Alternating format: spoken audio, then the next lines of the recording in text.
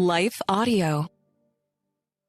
The Bible Study Podcast, episode 889. Today, the Bible Study Podcast continues the study of the intertestamental period and the book of 1st Maccabees, continuing on with the second half of chapter 3.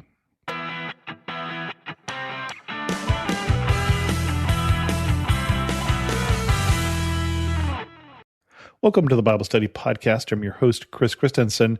We're going to continue on talking about some of the early battles and victories of Judas Maccabeus. But first, a word from this sponsor. We pick up the story here in the middle of chapter 3, starting with verse 27. The king appoints Lysias as governor. When Antiochus heard what had happened, he was furious. Now, remember, what he heard was that the Maccabees were winning victories. When Antiochus heard what had happened, he was furious. He ordered all of the armies in his empire to assemble in one huge force. From his treasury, he paid a full year's wages to his soldiers and ordered them to be prepared for any emergency. But then he found that the funds in his treasury were exhausted. Income from taxes had decreased because of the disorder and the troubles he had brought on the world by doing away with laws which had been in force from the earliest times. Antiochus had always given presents more lavishly than earlier kings, but now he was worried that he might not be able to continue this, or even to meet expenses. This had happened once or twice before. He was very disturbed, but finally he decided to go to Persia, collect the taxes from the provinces there, and bring together a large sum of ready cash. He appointed Lysias, an important man who had been granted the title relative of the king, as governor to take care of the king's affairs in the whole territory between the Euphrates River and the Egyptian border. The king also made Lysias the guardian of his son Antiochus V until his own return. He put Lysias in charge of all the elephants and of half his army, and gave him detailed instructions about what he wanted done, and in particular, what he wanted done with the inhabitants of Judea and Jerusalem.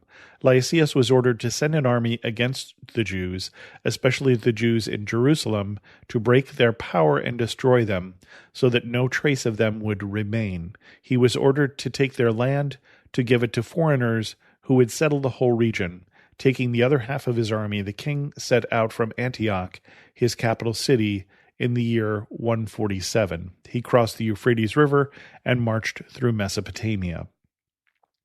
So Antiochus rules the whole region of what is now Turkey, Syria, Israel, Lebanon, and then further east into Iraq. And he's really angry that the Maccabeans have had some success against him, and so he goes to order a huge army, and he's going to pay for them all. And he looks, and the treasury doesn't have the kind of money that he needs. He hasn't been doing good fiscal management here, and good fiscal management is important when you are a leader. And it's kind of interesting that it all comes as a surprise to him, which does not speak well for his leadership rules. This is not something you'd want at work, to have your boss say, we're going to do this big project. Oh, guess what? We just checked and we don't have the money for it. And it just caught us by surprise. And so he heads to the east into what was Persia. So he heads into what would be Iraq and Iran. Iran would be Persia. That's the Persian people, or the land of the Aryan, which is where Iran comes from. And then he is heading in that direction, so he leaves somebody in charge who is a relative of the king, or has the title relative of the king. We'll see this titles of relative of the king or friend of the king as being very important in this story, specifically on the side of Antiochus or of the kings of that area. So he puts him in charge, and he puts him in charge of all the elephants and half his army. The elephants, I still find that very interesting, because remember that 200 years ago, when the ancestors of these people marched into this area, they were with Alexander the Great's armies, and they had no elephants. That wasn't a Greek thing. That was something the Persians fought with, elephants. And so by this point, they're Hellenizing. They're turning the culture of this region into more Greek-focused, but they themselves have also been Persianized somewhat. And so there's this mixed culture in this region, which is kind of pointed out there in the fact that they are fighting with war elephants, which is more Persian, and then even more so into India, where Alexander the Great did not get or didn't have as much success. That's about where he died. And so he's told to take his army and to go fight the Jews. And the victories of Judas. Lysias chose Nicanor, Gorgias, and Ptolemy son of Dormenes as army commanders. All three were able men who bore the title Friend of the King. He put them in charge of 40,000 infantry and 7,000 cavalry and ordered them to invade the land of Judea and destroy it as the king had commanded. These commanders set out with their entire force, and when they came to the plains near Emmaus, they made camp. A force from Idumea and Philistia joined them. The merchants of the region heard about the strength of the army, and they came to the camp with chains and a large amount of money, hoping to buy some Jewish slaves. Judas and his brothers saw the situation was getting more and more difficult, with foreign armies camped within their own borders. They also learned that the king had commanded the complete destruction of the people. So they determined to rebuild their ruined nation and fight for their country and the temple. Then the whole community came together to prepare for war and to pray for God's mercy. Jerusalem was as empty as a wilderness. No citizens left or entered the city. The holy temple was profaned by foreigners, and Gentiles camped in the city's fort. So joy departed from the people of Israel, and the sound of music was heard no more. Then Judas and his men assembled and marched to Mizpah, opposite Jerusalem, because the people of Israel had previously had a place of worship there. In deep mourning they fasted all that day, put on sackcloth, threw ashes on their heads, and tore their clothes.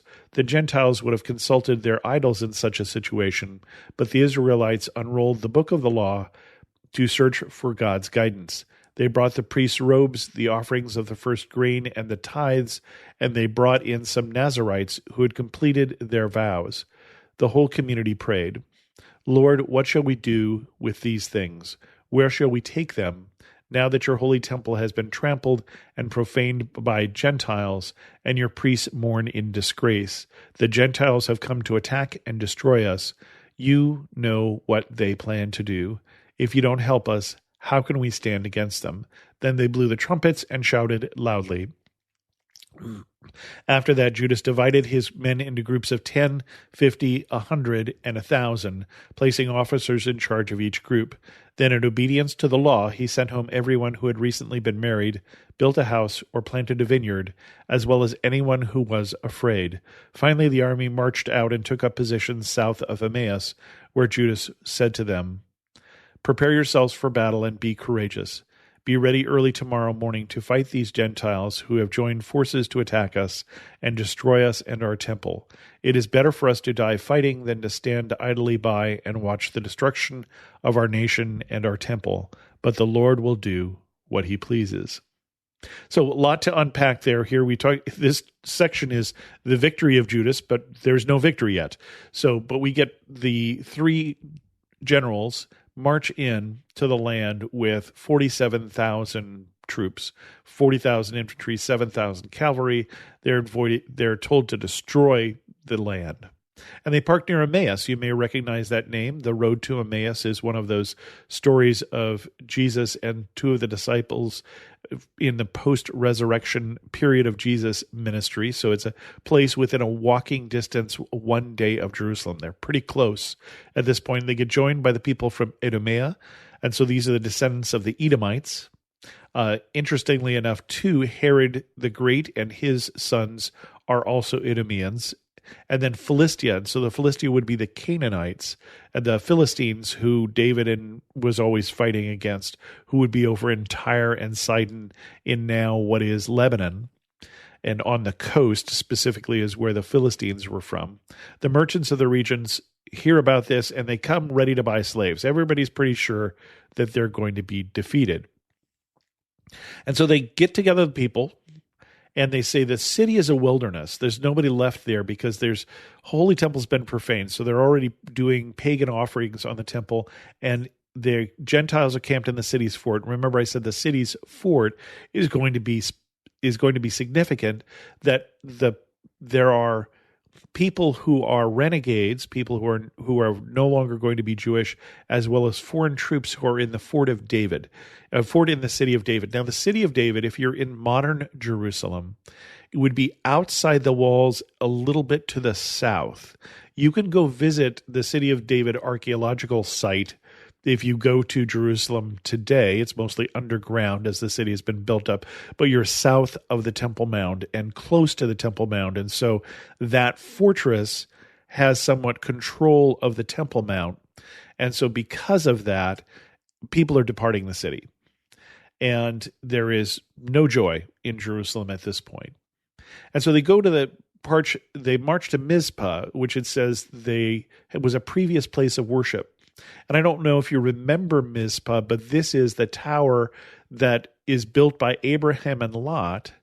And it's the Mizpah, may the Lord watch between you and me. And there was in the Old Testament in Genesis problems between the herders of Abraham and the herders of Lot, his nephew. And so they decide to build this tower to say, let us have peace between the two of us, and then you head that way and I'll head this way, and we'll have peace between us. You may, and I don't know if any of you have ever seen the Mizpah coins. I had someone who I thought was a girlfriend in high school, that's a longer story, who I gave half a coin to, and she had the other half. And it again, may the Lord watch between you and me. So that's something that comes from the Old Testament. They come here because it's an older place of worship than the temple. And they do what they need to do as Jews. They roll out the book of the law. They're looking for guidance.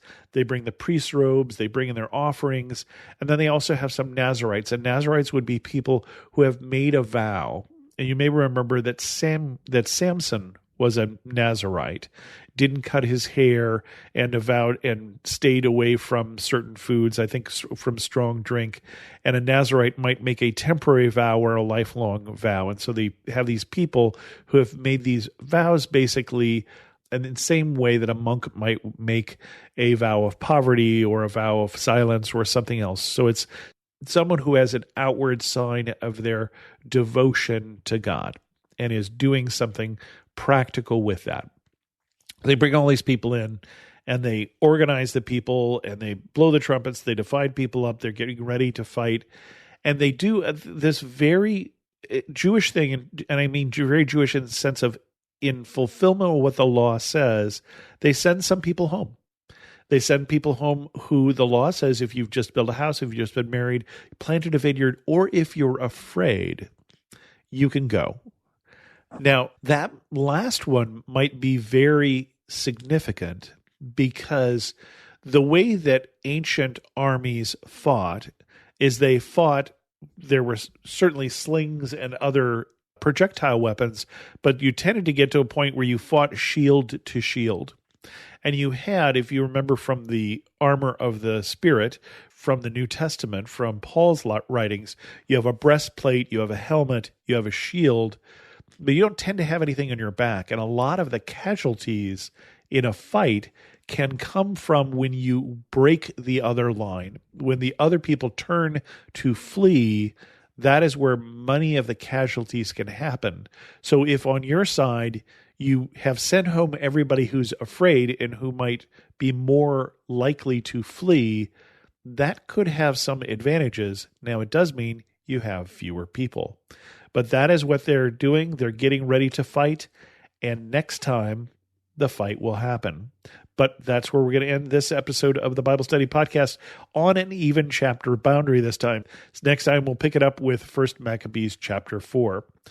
If you have any questions, send an email to chris2x@gmail.com, or better yet, leave a comment on this episode at thebiblestudypodcast.com. And as always, thanks so much for listening.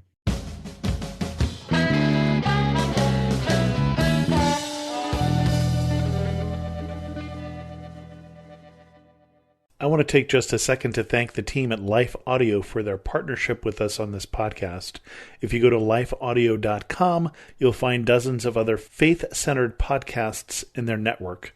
They've got shows about prayer, Bible study, parenting, and more.